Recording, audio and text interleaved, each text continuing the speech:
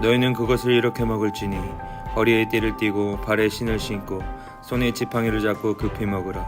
이것이 여호와의 유월절이니라.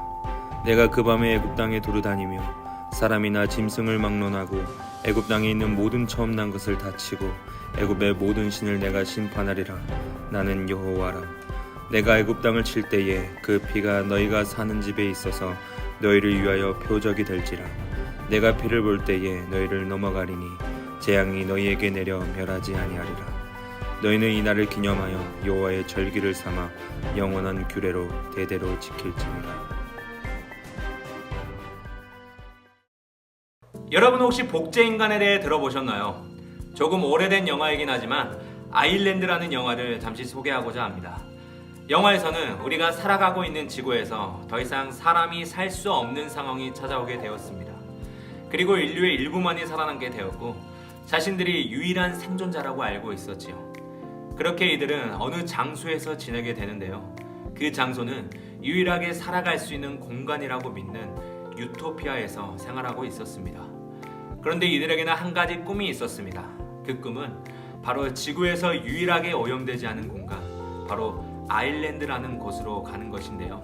그러나 그들이 꿈꾸는 이 아일랜드는 매번 추첨을 통해 결정이 나는 시스템이었습니다. 그런데 이 어떤 상황을 통해 남자 주인공이 여기서 일어나는 모든 것이 거짓임을 알게 되죠.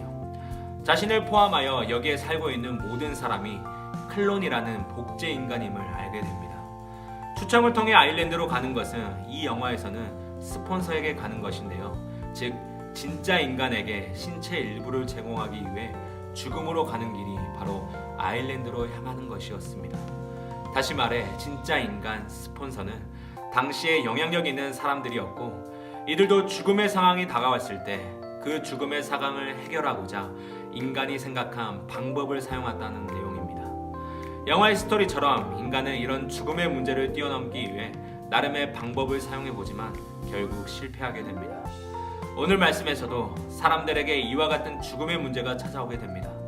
그런데 인간이 해결할 수 없는 이 죽음의 문제를 오늘 말씀을 통해 해결하는 것을 볼 수 있지요. 하나님께서는 모세를 통해 9가지 재앙을 애굽에 내리셨습니다. 그러나 애굽 왕 바로의 마음은 끝까지 이스라엘 백성을 내보내지 않는 상황이었지요. 그리고 하나님께서는 모세에게 말씀하십니다. 하나님께서 모세에게 이 한 가지 재앙을 마지막으로 애굽 왕 바로가 이스라엘 백성을 애굽에서 내보낼 것이라고 말씀하시지요. 그런데 그냥 내보내는 것이 아니라 쫓아내듯이 내보낼 것이라고 말씀하시는데요. 그 마지막 한 가지 재앙은 바로 장자의 죽음이었습니다. 애굽 땅에 있는 모든 처음 난 것은 다 죽는다는 것이었죠. 그런데 이에 앞서 하나님께서는 모세와 아론에게 흠없는 어린 양 혹은 염소를 준비하라고 말씀하십니다. 이 말씀에는 조건이 있습니다. 그냥 어린 양이나 염소가 아닌 바로 흠이 없어야 한다는 것이지요. 그리고 그 일련된 수컷인 양이나 염소를 잡아 그 피를 집 좌우 문설주와 임방에 바를 것을 말씀하고 계십니다. 이것이 바로 여호와의 유월절, 즉 유월절 그 밤에 애굽 땅의 모든 처음 난 것을 다 벌하고 애굽의 모든 신을 심판하시겠다고 선포하신 것이지요. 유월절이란 패스오버라는 뜻으로 넘어가다의 뜻을 가지고 있습니다. 애굽 땅에 있는 모든 처음 난 것이 죽임을 당할 때에 어린 양의 피가 발라져 있는 집, 즉 이스라엘에게는 재앙이 넘어간다는 것입니다. 처음에 영화를 통해 우리는 인간이 나중에 죽음을 면하기 위해서 인간의 능력을 초월하는 방법을 생각하여 사용하는 것을 보았습니다. 하지만 결국 그것은 실패로 돌아가게 되죠. 이것은 결국 인간의 힘과 노력, 방법으로는 죽음을 피해갈 수 없다는 것을 말해주고 있습니다. 하지만 오늘 말씀에서는 불가능해 보이지만 죽음에서의 진정한 구원이 있다는 사실을 우리에게 보여주고 있습니다.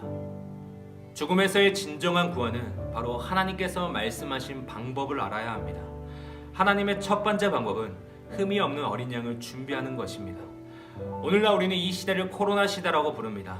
그런 가운데 한 사람도 빠짐없이 마스크를 준비하고 있지요. 최근에는 해소되었지만 초창기에는 마스크를 구매하기 위해 긴 줄을 서 있는 경우도 있었습니다.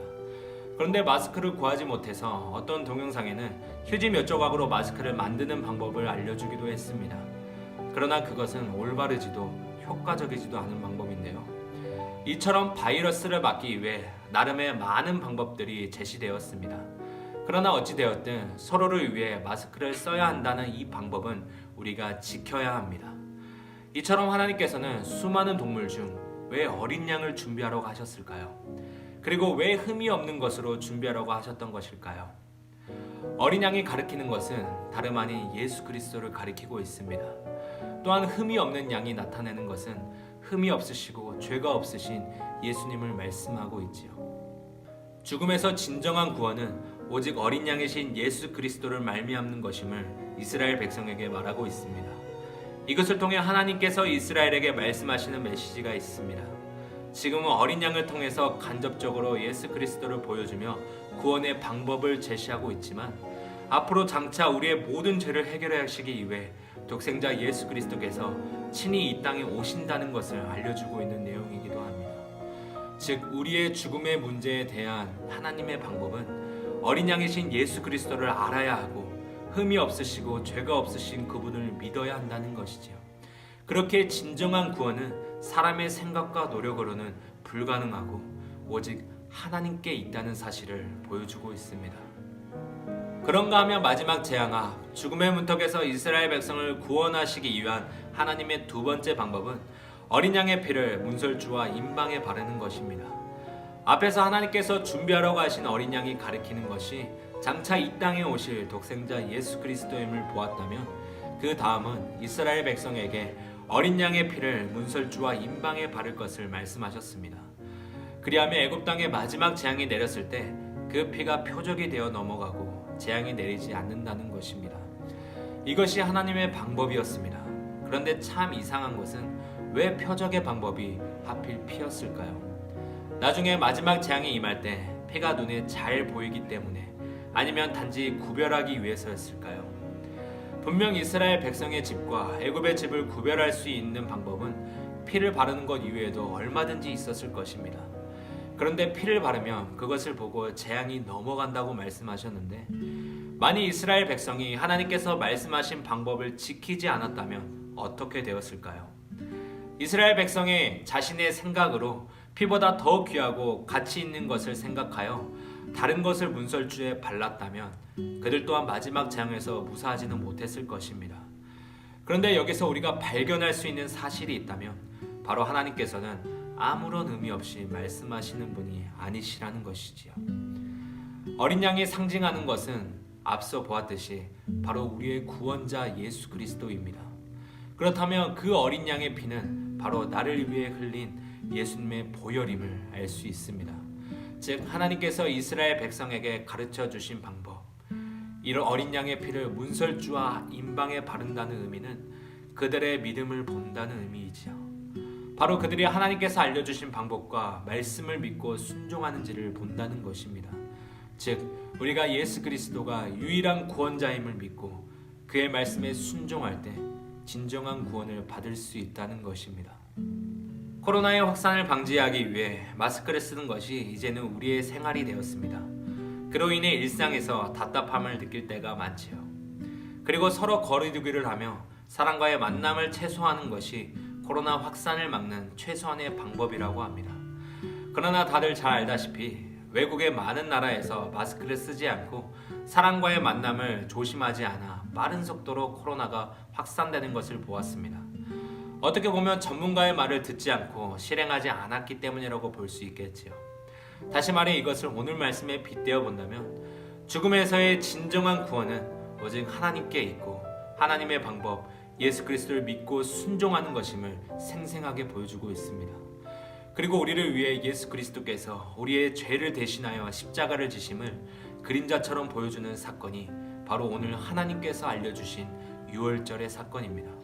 그것이야말로 우리를 죽음에서 진정한 구원으로 이끄시기 위해 하나님께서 친히 계획하시고 허락하신 유일한 방법입니다. 우리는 이 코로나 시대로 인해 분명하게 알 수 있는 것이 있습니다.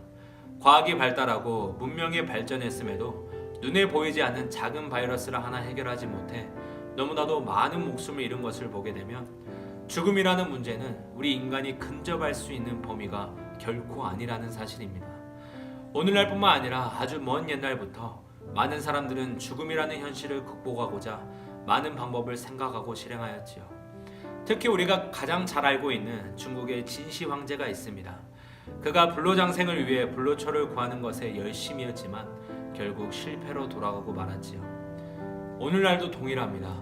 앞에서 짧게 나눈 영화처럼 인간이 어떤 방법을 사용해서라도 그것이 도덕적인 문제에 걸릴지라도 죽음을 해결하기 위해 발버둥을 치게 됩니다. 하지만 오늘 말씀에서는 생명과 죽음은 온 세상의 창조주이신 하나님께 있음을 말씀하고 있습니다. 진정한 구원이란 나의 성적, 외모, 선행, 노력과 경건생활 등 어떠한 것으로도 받을 수 없습니다. 오직 유일한 방법, 바로 나의 죄를 대신 지신 예수 그리스도를 알고 그를 믿는 믿음 안에서 있을 때 참된 구원의 의미를 알게 될 줄로 믿습니다. 이번 한 주간 이 나눔을 기억하셔서 하나님의 말씀에 작은 것부터 순종하는 삶이 되기를 바랍니다. 영원한 생명을 주신 하나님의 방법, 바로 예수 그리스도만이 우리의 유일한 구원자이심을 믿고 삶으로 살아내는 저와 여러분이 되기를 원합니다. 그리하여 오늘날 우리의 생사화복을 주관하시는 주님의 은혜 안에서 순종의 믿음을 통해 영원한 구원의 기쁨을 얻는 생명의 삶이 저와 여러분의 평생의 삶에 있기를 간절히 소망합니다. 사랑의 하나님 아버지 감사합니다. 오늘도 우리에게 주신 생명의 말씀을 통해 한 주간 승리하게 하여 주시옵소서. 하나님, 언제나 하나님의 방법을 알고 그 방법대로 순종하며 살아갈 수 있는 우리가 되게 하여 주시옵소서. 우리의 유일한 생명의 근원 되시는 예수님을 믿는 믿음 안에서 참된 구원의 의미를 깨닫게 하여 주사 하나님의 은혜를 매일의 삶에서 깊이 체험하게 하여 주시옵소서. 그리하여 영원한 생명을 허락하신 주님 앞에 겸손한 순종의 자세를 통해 믿음으로 살아내는 모든 고동부 지체들이 되게 하여 주시옵소서. 감사합니다. 예수님의 이름으로 기도드리옵나이다.